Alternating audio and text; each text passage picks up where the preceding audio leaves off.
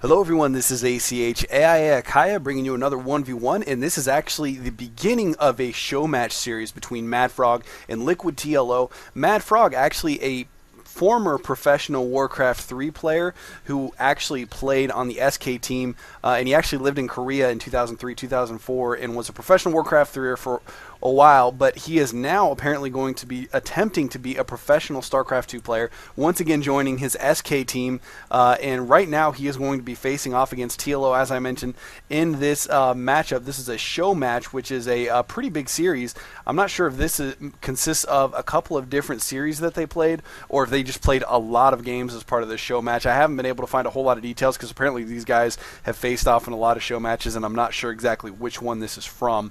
At any rate, both players are very, very good. Obviously, a lot of people have heard of TLO from the beta. He's very aggressive, very creative player, and MaDFroG actually apparently is quite good himself. From what I was reading in Phase 2 of the beta, he actually finished at the top of the European servers in the Diamond Leagues. So he definitely has some skills, and he knows what he's doing, and he is playing as Zerg. We can see on the left-hand side here, we are playing on Lost Temple, a 4-player map. On the left side here spawns MaDFroG as the Zerg player at the 9 o'clock position, and down at the 6 o'clock position here, LiquidTLO, who we all know and love, is playing as the Yellow Terran once again, and it looks like the Overlord from MaDFroG actually scouted LiquidTLO on the first spot, which of course, once again, if you are a Zerg player on this map, you want to basically scout to the closest base by air, which with this particular spawn over here at the 9 o'clock position is going to be the 6 o'clock position. So he lucked out and was able to get some early scouting, and it looks like, of course, TLO is going to be sending his SCV straight over there, because he's aware that the only way the Overlord could have gotten there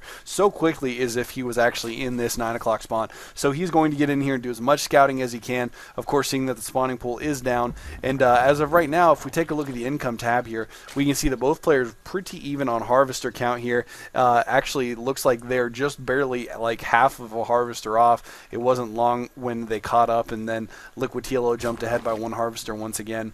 But spawning pool just finishing now, and he does have one extractor up and running. And as you can see, both players are going to be harvesting about the same amount of minerals, but as of right now, there is no gas coming in for TLO right now. He has pulled all of his workers off of gas, apparently. I'm not sure exactly why he did that. He must have just been getting that gas for some kind of an upgrade or something, possibly just an early Marauder or something along those lines, or a fast Reaper. Anyways, going back to the base of MaDFroG, it looks like TLO does still have his SCV in there just running around trying to do some scouting. There are two Zerglings that just now hatching, which the speed increase with those Zerglings on the creep is going to make it impossible to keep that SCV alive for much longer. So it looks like he is going to deny any further scouting in his base.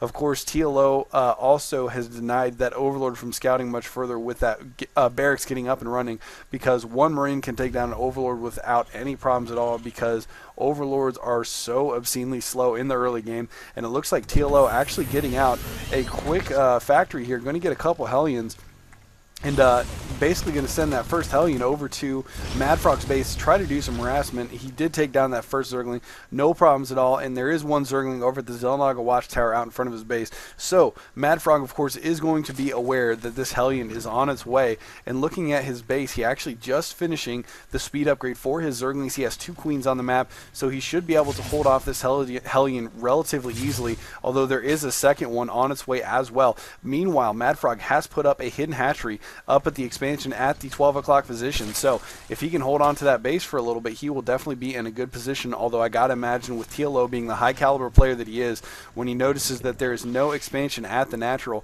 he's going to assume that there's an expansion elsewhere on the map, which of course is a very good expansion, because a lot of Zerg players, when playing against Terrans, will not one base for very long at all, because getting that second base up is really important for keeping that economic game going. And it seems like the Zerg always needs to be one base ahead of their Terran opponent and trying to get into that Terran base with those speedlings, but unfortunately not able to do anything, and getting a couple of pot shots off on these Hellions, but really not able to do any significant damage to any of them or take any of them down. So it looks like he is going to have to deal with these Hellions back at his own base, as there is 4 Hellions now heading back to his base to do some harassment here. And of course, there are still only a couple of Queens right now, and it looks like he is going to have to fend this off with just a handful of Queens, actually 2 Queens to be exact, and he does have a handful of speedlings out there as well, and more speedlings coming into play. So as long as he can get his Zerglings in good position, he should be all right. And it looks like TLO's gaming sense has kicked in here. He is going to scout around for this expansion because, of course, it is strange